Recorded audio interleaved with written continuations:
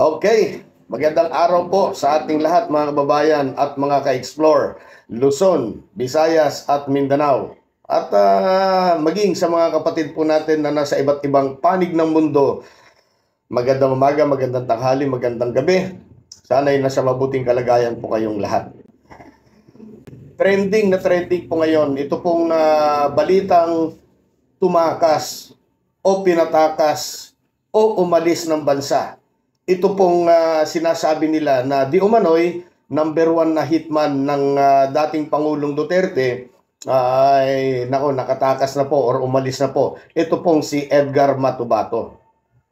Pero sino nga ba talaga itong si Edgar Matubato? Dapat ba natin siyang paniwalaan? Mayroon tayong pakikinggan na audio. Ito po ay exclusive interview sa kanya ng Inquirer.net yata. Pero bago natin pakinggan ito, kung bago pa lamang kayo sa aking channel, sana pasubscribe naman po. At huwag nyo na rin po sanang kalimutang i-like yung ating video. Ngayon, kung hindi naman kalabisan, pakishare na rin. Maraming salamat po.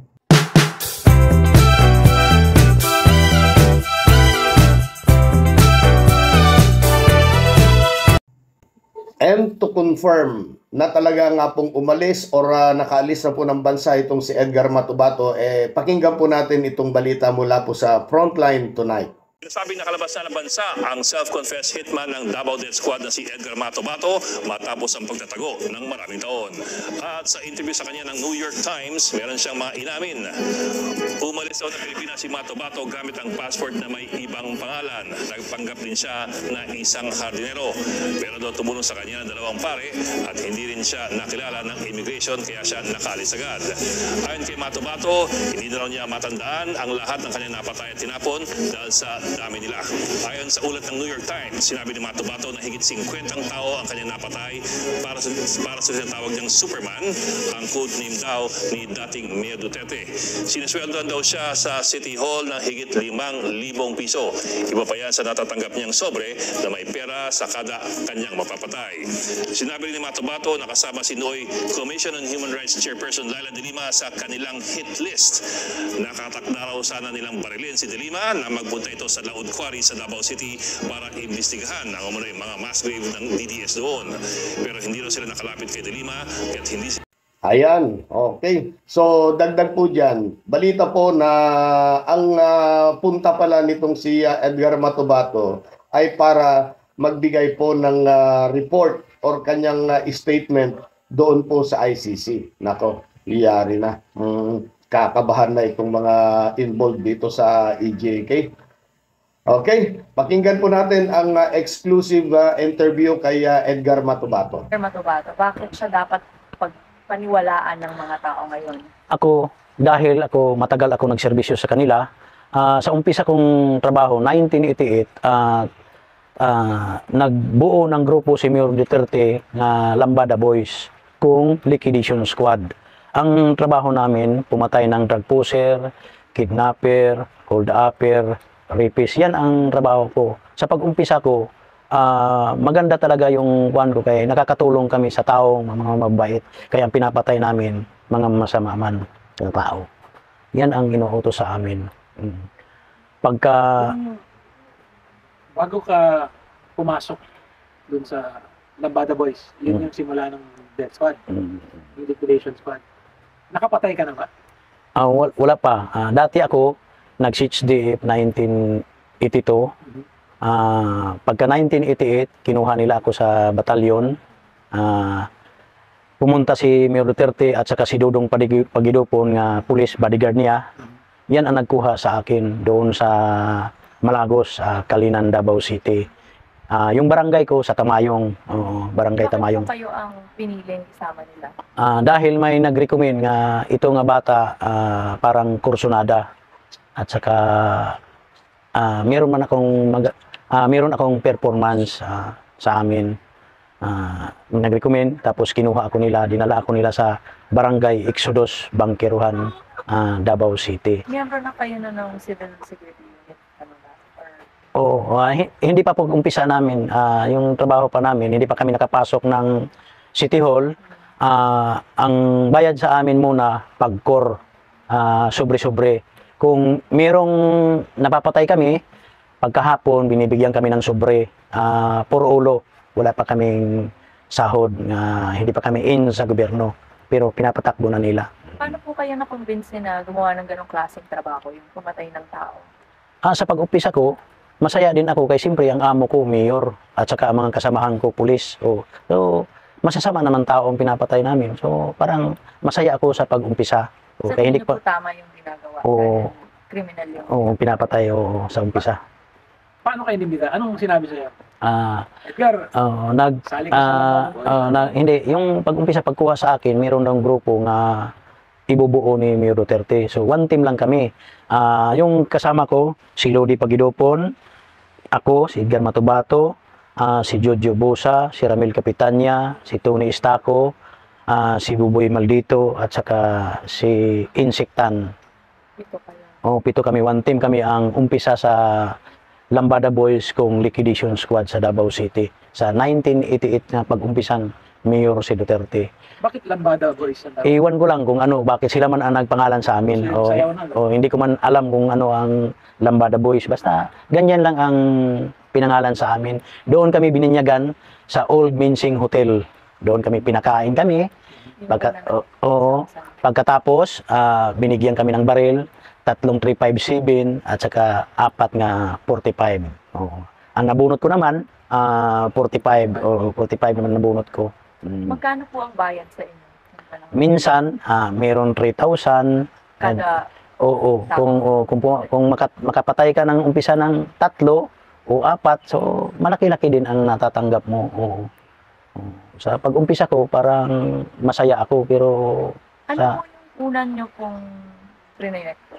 Ang pumiro kong pinatay doon sa Lucky 13 Bilyaran, nakaupo, parang asset ng intelligence, parang hold upper na tao. Yung pinatay ko sa Bilyaran, si Lim, nakaupo sa Bilyaran, San Pedro Street, binaril ko. Hold upper siya. Suspect na hold upper. Pero sabi niyo po asset din siya. No? Asset Bakit daw po siya pinapatay? Kasi yung masasama ang ginagawa nila. Paano mo ginawa yun? Meron sa amin, pumapatay kami. Hindi, yung kay Lim, yung unang-una. Oo, Kang Lim, meron sa amin, hindi man kami nagmamanman, meron muna nagmamanman. Katapos, sumisinyas, lalapitan na kaagad. Kayo Barilin mo. mismo ang Oo, ako mismo ang bumaril. May kasama po ba kayong ibang miyembro? Oo, may kasama pero ako lang ang lumapit. Binaril mo siya sa likod. Sa ulo. Sa ulo talaga, nakaupo man sa bilyaran. Close range po. Oo, harapan talaga. Oo, harapan. Paano po yan? May mga nakakita iba? Walang nakaimik. Nagtakbuhan ang mga tao. Nagtakbuhan ang mga Hindi ka tao. nagtago, wala kang... Wala. Hindi ako nagkalo, hindi ako nagsombrero, wala. Kasi sa amin, sa Davao City, parang kumpiyansa ka kayong mga kasama mo, mga pulis talaga. Ang mga pulis. Pero yung una mong pinatay, hindi yan ang unang pinatay ng Lambada Boys. Yan ang una. Sa lahat. Yan ang una namin. Pinakauna? Yan ang pinakauna namin, pag-umpisa namin. Pagkatapos, pagbinyag sa amin, naglakad kami, meron na kaming project kaagad, tapos pagkain, pumatay na dito.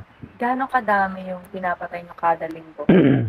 Siguro, meron sigurong 10, ganyan. Sa isang linggo? Sa isang linggo. Hindi, hati-hati. kasama na, ganyan, hati-hati namin. So, kung ikaw ang nabubunutan nga, paraging ikaw ang titira, so, minsan, i-straight ka ng 3 tao ang napapatay mo sa isang araw. Paano mo pinipili kung sino yung gagawa ng trabaho? Depende para hindi magdiskumpiyado yung subject. Ako, maliit man ako, parang butik mo lang na tao, yan talaga ang lumalapit.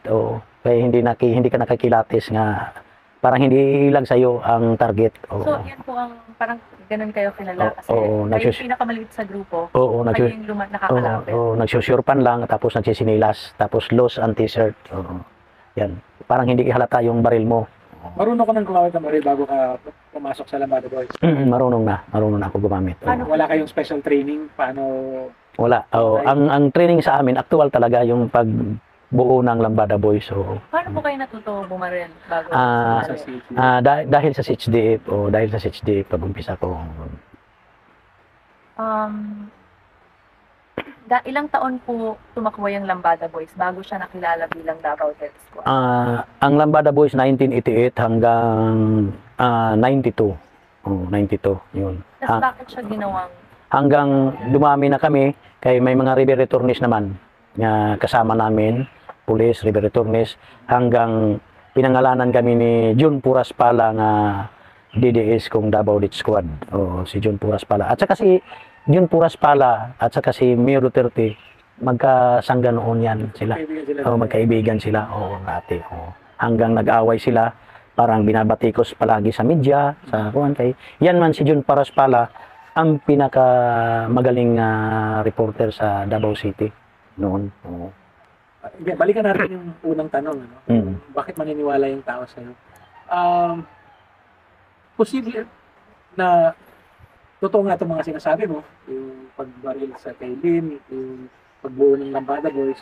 Pero anong pruweba mo na konektado si Mayor Duterte? Kasi si Mayor Duterte talaga ang nagbuo niya ng Lambada Boys hanggang sa DDS. Siya talaga, hindi ka basta-basta pumapatay sa Davao kung walang basbas, walang clearance galing kang Mayor Duterte. Paano dumadating yung basbas? Yung basbas, yung nagdadala sa amin, yung si Arthur Las Cañas. Oo. So simula pa, nandun na sila Arthur. Oo, nandoon na. Oo. Siya ang nagbuo ng Hindi na. Si Mayor Duterte ang nagbuo talaga ng kuan. Siya ang nagbuo ng Lambada Boys. Oo. So yung, sabi mo, yung unang meeting ninyo dun sa lumang Mense Hotel, Oo. ba si Mayor? Oo, siya. Siya napakain sa amin. Siya napakain. So narinig niyo siyang nagsalita na ito yung gagawin niyo, ito yung gusto kong... Oo, doon nagsalita. Oo, yan lang nagsalita sa amin niya. Ang trabaho niyo, yung mga masasamang tao, yung mga hold-upper. Oo. Yun Siyempre, talaga ang oo. objective. Diretso-diretso man yung nagsasalita. Diretso-diretso yan nagsasalita. Yan lang ang nagkuhan sa amin. Tapos, binigay na kami sa mga pulis. Oo. Meron na kaming handler. Sabi ni Presidente, hindi ka rin niya kilala. Oh, bakit hindi kilala nga siya man ang nagbuo sa amin? Oh, noon nga mayor pa siya. Oh. Nakakapunta ba kayo nun sa opisina niya, sa bahay? Pumupunta siya. Minsan noon sinasama ako ni Dudong Pagidupon sa bahay niya sa Bangkal. Pumupunta doon lang ako sa labas. Ayan. Oh. Yung sa sino sa City Hall ang may alam dun sa Lambada Boys? Lahat ng mga Hindi lang yung pulis. Oo. Sino mga alam na nila sa City Hall yan. Nakikilala man kami. Siyempre, pagka 1990, nain na kami sa City Hall. Ang kung CSU, kung Civil Security Unit. Pero, hindi kami mga CSU. Parang linagay lang kami sa CSU. Parang ghost employee kami. Para may sahod na kami. Magkano na? Ang sahod namin is 5,000. Kung walang holiday, aabot ng 6,000. Alala ko dun sa testimonya mo sa Senado, binanggit mo na may planong barilin si De Lima noong 2009. Oo. Tapos na udlot lang dahil hindi siya pumasok. Oo. Nalaman namin nga nandoon na sila. Ito si Arthur Las Cañas nag-utos nga punta kayo doon para ambusin sila. Pero may nakauna ng tao doon sa bundok-bundok mataas kay siyempre malawak mo yung lupa ni Binbinido Laod, SPO4 Bin Laod. Suminyas ng kuan. So punta na kami na parang ambusin sila. Mabuti na lang kay doon lang sila sa entrance. So meron siguro nagbulong kung merong nahiringan sila nga bumalik sila, matras sila. Hindi ba mas So tataas? nakuan lang kami na na-delayed lang ng mga 10 minutes siguro bago sila nakaalis. Kaya kung naabutan namin, ubos sila lahat. Sino may alam sa plano? Tatanungin tayo ngayon. Totoo ba yung sinasabi ni Edgar Matupa? Ito si Arthur Las Cañas at saka sila si Bin Laod. Basta pumasok ka sa area yan, hindi ka na makakalabas dyan. Hindi ka nakakalabas. Kami, wala kaming dinalang tao dyan nga nakalabas nga buhay. Talagang patay ka talaga dyan.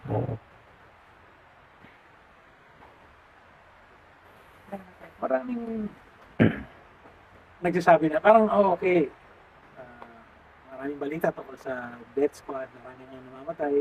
May isang pare, binila niya lahat ng mga patay, mga 1,600 ba? Pero marami pa rin mga tao sa Davao. Parang ayaw nilang maniwala. Sa Davao naman, sir, kasi ang tao doon hindi nagsasalita, natatakot dahil sa DDS. Natatakot. So, kung pumunta ka ng pulis, walang mangyayari sa'yo. Tapos, parang wawarningan ka ng pulis na huwag kang magsalita o ay may mangyayari sa'yo. Talaga, ang tao sa Davao, parang tahimik lang ang tao sa Davao. Sabi mo nung una, ang mga pinapatay niyo yung mga kriminal, masasamang tao. Kailan yun nagbago? Kailan ka biglang napaisip? Tama ko ba yung ginagawa? Pag line of 2000, parang yung napapatay namin, sir, parang mga personalan na yung iba. Parang makinis yung balat, parang hindi kriminal. Diskumpiyado na talaga ako, parang mga personalan na ang mga businessman, ganyan. Parang diskumpiyado na ako nga hindi kriminal lahat. Parang inosinteng tao, hindi na yung mga hold-upper, kidnapper, ganyan ba. Diskumpiyado talaga ako. Iba man talaga ang yung inosinteng tao at saka yung kriminal na tao ang pinapatay mo. Bakit po kaya nangyari yun? May nagbago ba sa tingin niyo kay Mayor ng panahon na yun? Wala naman nagbago, tuloy-tuloy yung patayan, pero nagtataka ka lang na hindi ka man pwede magtanong sa mga opisyal, kay bawal para sa akin, civilian man lang ako. So mga pulis, inuutusan ka lang. So kung sila ang mayroong pinapapatay nga, mayroong inosente, naka-masking tape naman yan, binabalot naman yung ulo, pagkatapos sinasakal man yan, ganito, mayroon man kami mga pangsakal, pagkatapos sinatsap-sap na. Wala na, binilibing. Bakit di pa sinatsap-sap? Yan man ang parang kung membro ka ganyan sa DDS, para ang loob mo, parang buo, hindi ka natatakot. Hindi ka natatakot kung hindi ka maggawa ng ganyan, alis ka na. Alis ka na. Parang tinitesting ka palagi para kung magbago yung isip mo, ganyan, natatakot Meron ka. ka bang tinuruan? Oo, yung umpisa, yung mga pulis nga kuha namin, yung nagsumampi sa amin, yung kami muna ang nagtitrain. Yeah. Hindi training nga kuan actual nga turo pagdukot, ito ang gagawin mo. Pinapasampul muna sa akin, yan ang gagawin mo. Ang pagpatay hindi naman gagamitan ng aral. Hindi naman yung magdadala ka ng bullpen na paano ang pagpatay, ganyan. Basta ganyan lang. Nakita, kunento nyo din sa mga hearing, nakita nyo mismo, sabi nyo si Presidente na humawak ng baril at pumatay ng tao. Ilang beses po ninyong yung pumiro kong kita sa kanya, yung NBI agent, yung si Amisula, yung meron kaming kidnapping na rinirescue, inooperitan, so nag-shortcut kami dito sa Tulip Drive, Matina. Pagkatapos, meron nakabalagbag na pick-up doon sa daanan, maliit man lang ang karsada. Pagkatapos bumaba si Pabo, nagmotor, pinagalitan niya yung tao na yan. Tapos parang nagka-struggle sila. Pagtingin ni Pabo nga may baril, nakasibilyan, bumunot ng baril si Pabo. Pagkatapos, mabilis man yung NBI agent kay shooter, hindi man shooter yung opisyal namin, tinamaan sa kamay dalawa at saka pa, hindi siya pinatay. Paa lang at saka ang tama niya. Dalawang kamay, dalawang paa. Gumano na si Pabo sa karsada. So nagsusunod yung mga kasamahan ko mga pulis, rinatrat pero hindi natatamaan. Parang daplis-daplis lang kay magaling man umikot doon sa ilalim ng pick-up. So hindi na lalapitan kay mabilis man bumaril yung shooter. Doon na sa naubusan ng bala ang kuan. Nakalapit na kami. Nakalapit na. Tapos tumawag yung opisyal nga tinamaan, pumunta na si Mayor, buhay pa si Amisula, siya ang nagtapos. 2 magasin sa usi ang niya. Kaya nga sobrang pagkamatay na overkill. So pinatay siya dahil lang nakaharang siya o tingin niyo may kinalaman niya siya sa kaso nga? Wala, nag-uusap lang ng babae ng yung agent. Kasi naharangan niya ang sasakyan na may operation kami, naharangan niya ang daan, yung pick-up, hindi niya pinarking, hindi niya pinark ng maayos yung sasakyan niya. Yan, hindi naman, siyempre, nagsusunod kami mga service, yung naging motor. Ang motor, okay lang. Yung nagsusunod ng mga sasakyan, hindi makakadaan. Anong ginawa din sa katawan? Basta, yan lang ang pagkatapos binaril, doon lang. Yun lang po ba yung insidente na nakita niyo si Mayor Duterte noon? Madami na. Kung meron, Yung ikaw mismo nakakita. kung meron kaming dinadala sa MAA, minsan gabi man yung pumupunta, basta pinaka-importante ang binibaril, hindi namin alam ang pangalan, pumupunta yan. Siyang bumabaril na nakaupo ang tao, siyang bumabaril sa ulo. So ikaw mismo, ilang beses mo siya nakita Na ganun ang ginawa. na may pinatay?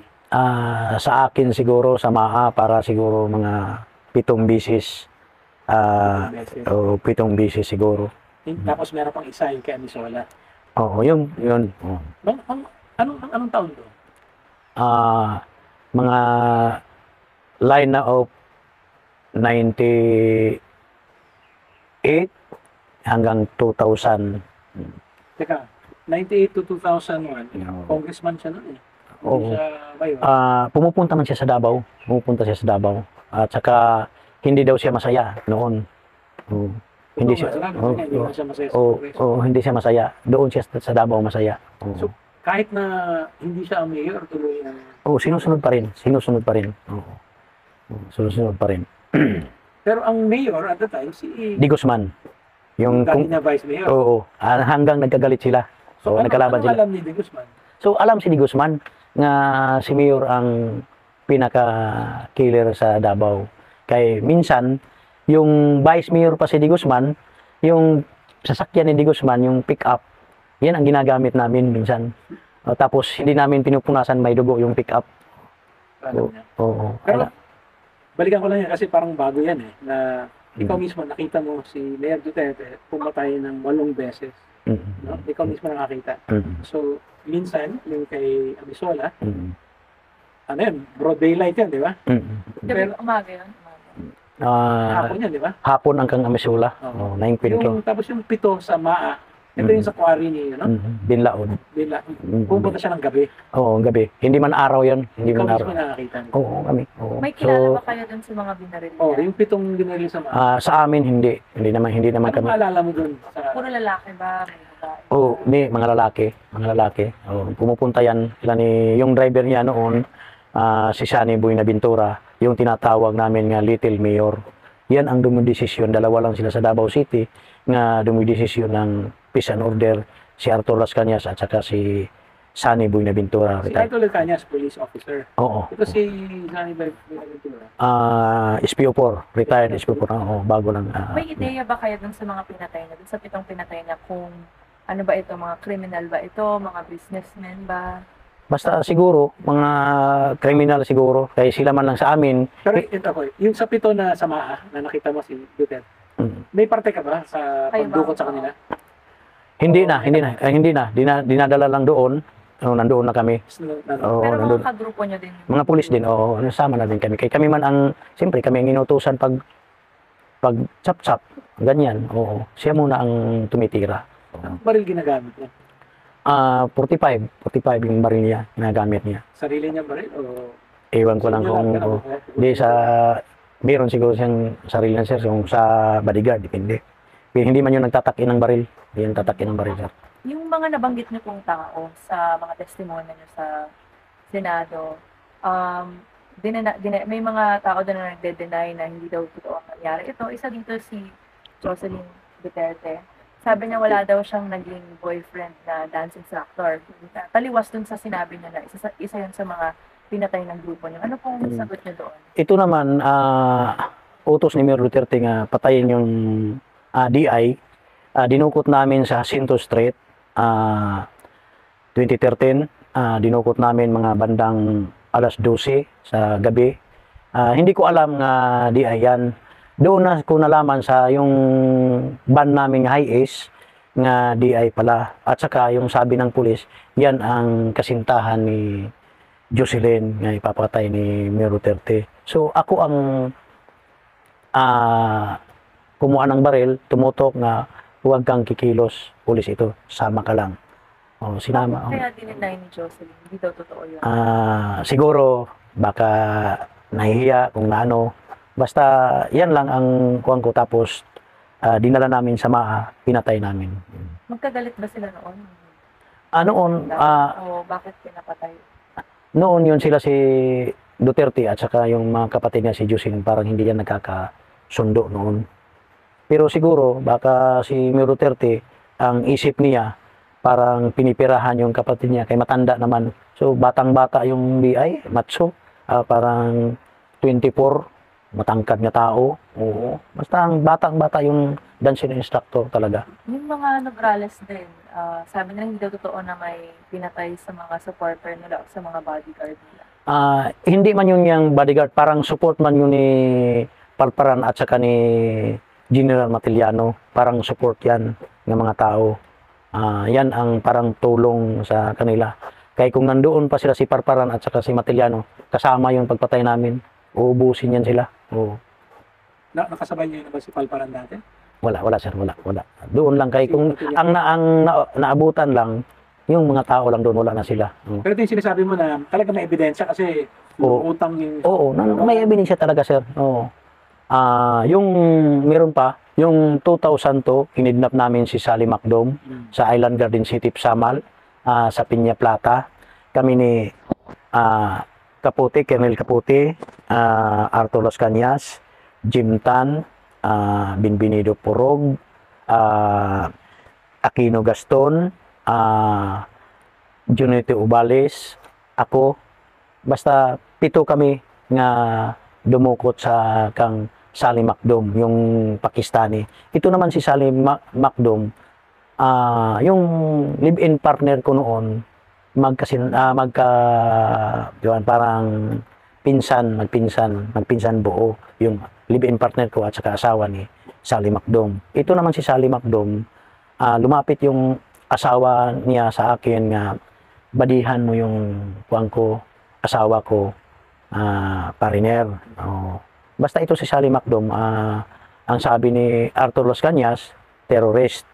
Sa akin naman, nagpapabili siya ng lupa na gagawin nga training center. Katulad nito, bundok, yung mura-mura lang, napapabili siya ng mga 100 hectares kung 150, ganyan. Pagkatapos, nagpapabili ng, doon ako hinala na iba talaga kaya nagpapabili naman ng baril. So, akala ko 10 lang, parang 50 ka importin, 50 ka Armalite. Pero sino ang nagpapatay kay Sally Macdom? Utos naman ni Mayor Duterte, kay siyempre terroristman ang suspect doon. So, ang nagdukot, kami talaga. Tapos, po ba siya? Kasi kayo din nakakaalam. Oo, Isinumbong. hindi. Yung pinatawag ako ni Arturo Las Cañas kay magsasama ng operation. So, meron daw terrorist nakapasok sa Davao City. Pagkatapos, pinost ang picture doon sa blackboard. Nagmi-meeting kami, ginanyan. Sabi ko, ito naman ang kasama ko. Ako ang nagbabadi. O kung sabi niya, nagbibiro ka lang siguro. Sabi ko kang Arturo Las Cañas, yung amo ko, 20 years tayo nagsama, sir. Hindi ako nagbibiro. Kung gusto nyo, sundan ninyo ako bukas kay magkikita kami dahil sa bayad ng baril. Bayad ng baril. Magkikita kami sa Island Garden City, Samal. So, gabi pa, nandoon na sila. Ako, umuwi naman ako sa bahay. Nagtagpo naman kami sa alas 6 ng umaga. Nag-order ako ng kape. Inorderan ko, dumating siya. Tapos, hindi siya nakainom ng kape na ganyan lang. Lumapit na sila Arto. Pero kilala ka niya Tulong? Oo, kakilala. Oo. Nung nga ang tawag sa akin, yung pinapatay niya last, yung kagalit niya sa Eculan Gasoline Station, tumawag siya sa amin nga meron akong tao na kagalit, patayin niyo. Dinukot namin. Dinala muna namin sa budiga ng Gaisano sa may Marpore. Tapos dumating siya. Kayo na ang bahala nung. At saka nandoon man si Arthur. Ito talaga. So siya ang nagutos pero hindi siya ang pumatay? Hindi, kami na. Siya ba may insidente ba kayong nakita na siya ang pumatay katulad niya? Wala. At saka yung 2013, meron pa siyang kagalit nga sa Dika Home, Subdivision, Davao City. Umutos siya nga patayin niyo kang Sunny Buenaventura, kang Arthur. kami namang lahat nga buong heinous crime pumunta sa Dicahome, Davao City subdivision. Ito ngayon na PSG, si Francia, si Lau, Major Francia, Major Lau, Arthur Las Cañas, Sunny Buenaventura, Jim Tan, Braganza, si Medina, at saka si Porog, Benvenido Porog, ako. Pumunta kami, kaming tatlo, si Medina, ako, si Porog. Si Porog ang nag-drive ng motor, katapos kami ni Medina ang umakyat sa bahay. Yung kagalit ni Pulong, naglalaro ng tungit. Yung katuwaan lang ba, mga bandang 2:00 ang hapon, hindi ko na matatandaan yung buwan, inakyat namin. So, yung subject, parang nahawakan si Medina, kay sobrang laking tao, matangkad, si Medina, payat man, nahawakan. So, binaril ko, tapos bumaril si Medina, nadama yung dalawa, isang babae, isang lalaki, puro matanda. Kaya nga nagkonsensya ako kung ako ba ang nakabaril ng babae, kung si Medina ba ang nakabaril ng babae. Kaya nagkonsensya ako kung hindi yung kasali, dapat hindi yung mamatay. Meron ka bang pruweba na kasama din si Vice Mayor Paulo? Oo, yung mga pinagpapatay namin nga utos niya. Yan, umuutos man siya talaga. So, sa kwento mo, may dalawang kaso na may dalawang project na siya nagutos. Yung isa yung sa Ecolan, yung isa yung Sa Dicahome subdivision. Oo. Tapos may nadamay pang... Oo. Meron pa bang ibang pinapagawa sa inyo? Si Vice Mayor? Yan lang, yan ang yung sa Ikulan at saka yung sa Dicahome. Sa mga anak ni Presidente Duterte, siya lang ang involved sa Davao del Si Sur. Baste or si Mayor Inday? Si Mayor Sara, mabait yan, wala yan. Kasi nag-aaway yan ng ama, galit yan.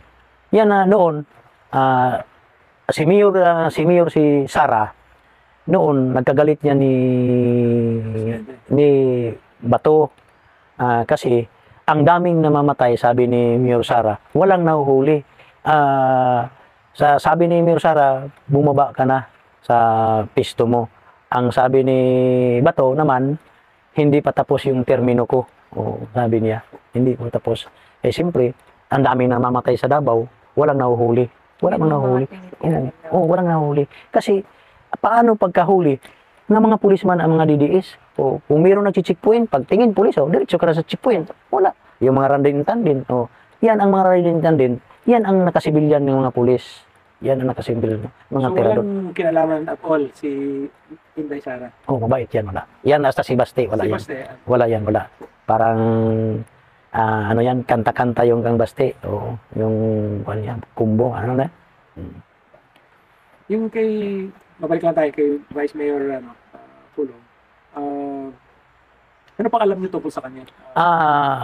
Kampulong naman, ang alam ko, yun ang humahawak ng smuggling. Kaya hinawakan nila noon, hindi sila humawak ng pantalan ng sasa. Pagka Vice Mayor niya, sabi niya kang Arthur, tayo naman ang hahawak ng pantalan. Pero sila naman ang... Narinig mo siya mismo? Paano nalaman niya? Yung nag-uusap sila ni Arthur, pumupunta yan, SM, kung saan-saan. Siyempre, katiwala naman kami ni Arthur kay para kami magkapatid ni Arthur Las Cañas dahil sa matagal namin pinagsamahan. Yung bigas nila, barko-barko yan, dumadating sa Davao. At saka noon, pinabigay nila ako ng pera sa custom parang payula. 3 million, parang payula yan sa... 3 million in cash ang binibigay sa custom. Kasi dumadating yung barko ng oil, yung crudo, tapos yung bigas. Yan. Pero ikaw mismo? Ako mismo ang nag-abot. Kami ang nagpa-change yung, yung parang magpapa-change ka ng pera. Anong nagpa-change si Arthur ng dollar, katapos ginawa nila ng piso. Tapos ako ang pinahawak ng bag duffel bag na itim. Tapos inabot ko, pero hindi ako pumasok ng opisina ng custom. Doon lang kay malapit man sa Sasa, highway lang, mayroong nagsalubong na tao. Ginanyan lang. Gano'ng kalaki yung duffel bag? 3 million? Ganyan kataas. Ganyan siguro ka. Saan nyo pina-exchange? Parang sa Claveria o Davao City, straight doon no, nagkuhan si Arthur Las Cañas. Sinasama man ako sir. Kasi kung meron pera niya nga pumupunta, kung dumadating yung krodo, nagpapatsyin siya na nagkukuha siya ng dollar kaya hindi man tumatanggap yung ibang bansa ng pera natin, yung dollar talaga. Doon kami pumupunta. Si Presidente Duterte ba na-involved siya sa smuggling o si Pulong lang? Si Pulong lang siguro, pero alam na niya yan. Siyempre, anak niya, hindi alam nga niya mga problema ng ibang tao. Anak pang hindi. Pero balik ulit tayo dun sa ano. Paano alam ni Presidente na smuggle na? Siyempre, ang dami naman ng mga tauhan niya, bakit hindi niya maalam? Bakit hindi niya maalam ang ginagawa ni Paulo? Kasi si Arthur Las Cañas, parang trusted na niya yan. Parang kapatid na niya si Arthur Las Cañas. Yan ang naghahawak sila ni Arthur Las Cañas sa smuggle ng bigas. Kaya nga, galit siya kabagayan, parang sinusulo ni Pulong, parang walang karibal siguro si Pulong na may smuggler nga iba. Nagtanong si Senator Pacquiao. Meron pa siyang ano masasabi mo kayo? Parang dinaan niya sa religious. O dinali niya ng religious. Anong naniniwala ka ba sa taong nagpalit ng salita? Yung pagpatay namin, parang hindi sila naniniwala. Talagang totoo naman. Kaya ako naman ang gumawa. Bakit man hindi ako pumupunta ba ako ng sino bang taong pumupunta sa Senado magpapabitay ka? Yung iba nga nakakasagasa tumatago, ako pa ang dami ang pinatay. Kasi yung buhay ko, binigay ko na sa Diyos. Ang isasabi ko lang, talagang totoo yung ginawa namin. Kung ano man ang hantungan, kung bitayin man ako, okay sa akin, wala akong kantal. So bakit ka lumabas? Lumabas ako sir, nagkukonsensya na ako, ang dami nang namamatay sa Davao. Sa Davao lang ang dami nang namamatay, nga walang hustisya, yung kasali na yung mga inosente. Katulad nung 3 binata ng mga dalaga nga babae, 17, 18, 20, ata yung mga edad niya, kinuha namin sa Barangay Obrero, sa apartment, na sabi ng pulis kasamahan ko nga drug pusher daw. So ako ang pumasok ng kwarto, wala akong nakita miski isa. Tapos kinarga namin sa aming service ng FX, pagkatapos piniringan, pagkatapos doon namin dinala sa San Rafael Village. Ang masaklap yun sir, kay ginalaw pa ng mga pulis. Wala naman akong magawa, kaya siyempre civilian man lang ako. Sabi ko, hindi man ako makasabi nga huwag niyong gawin yan.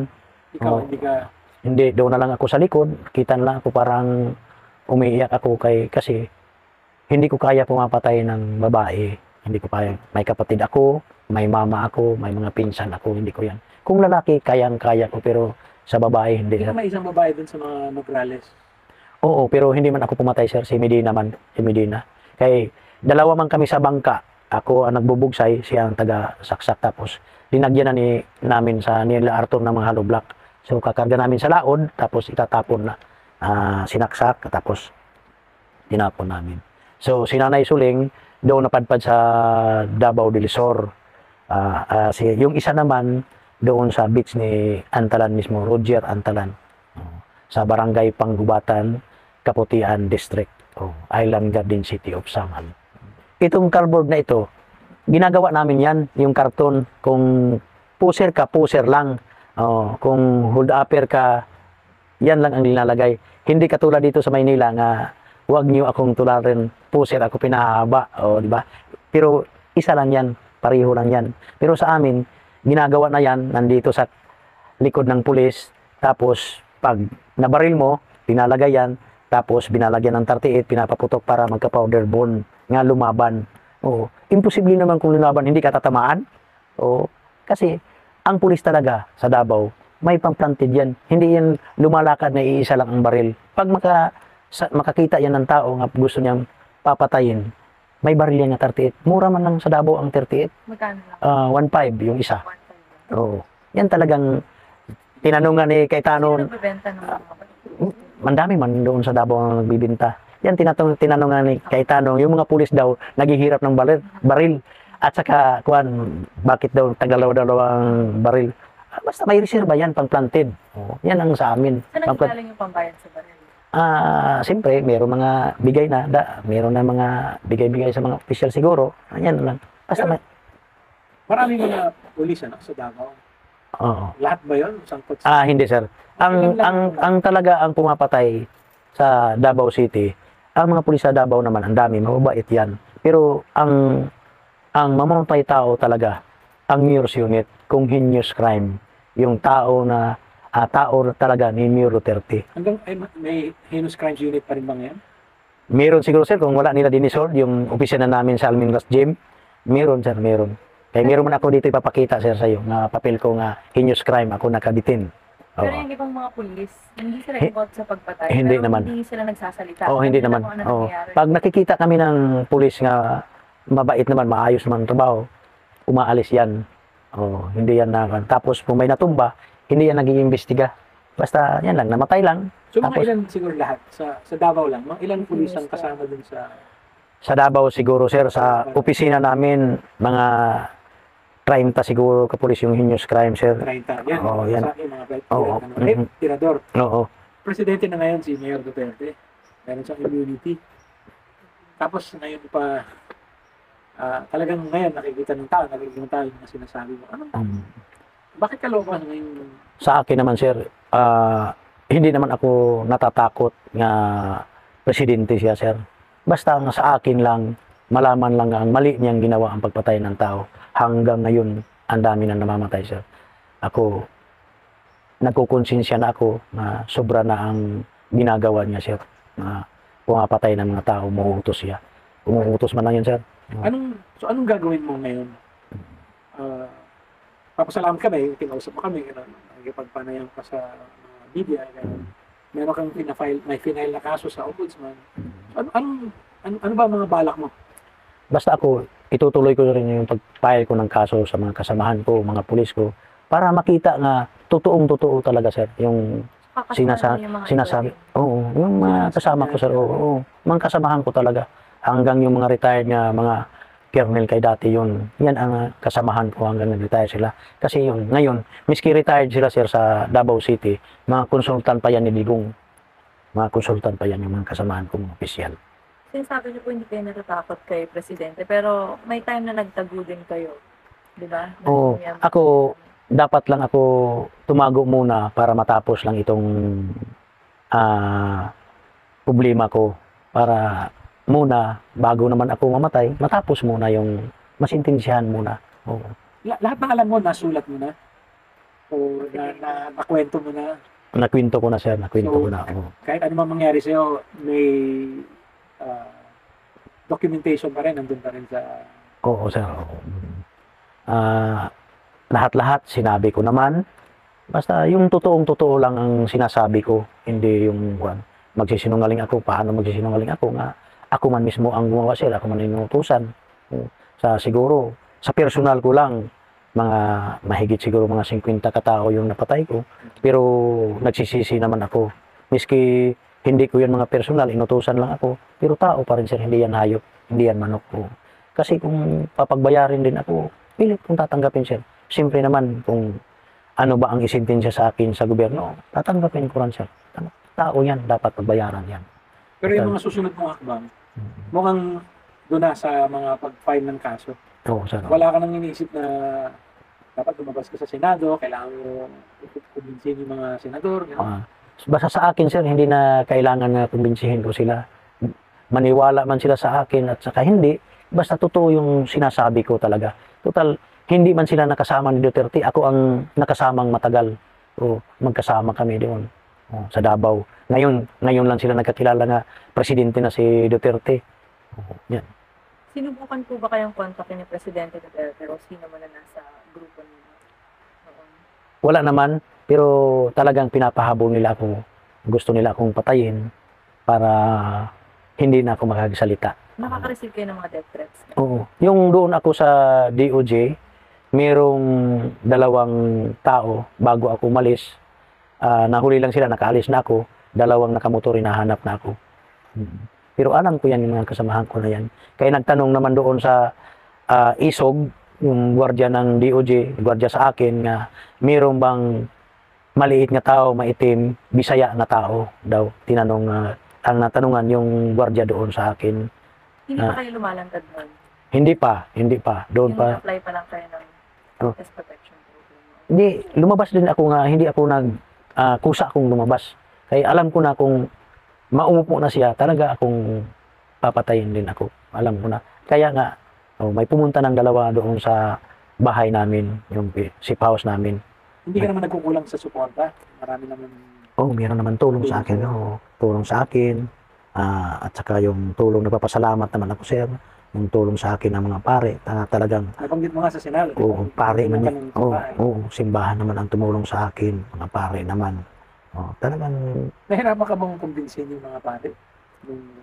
hindi Sila naman. nakilala.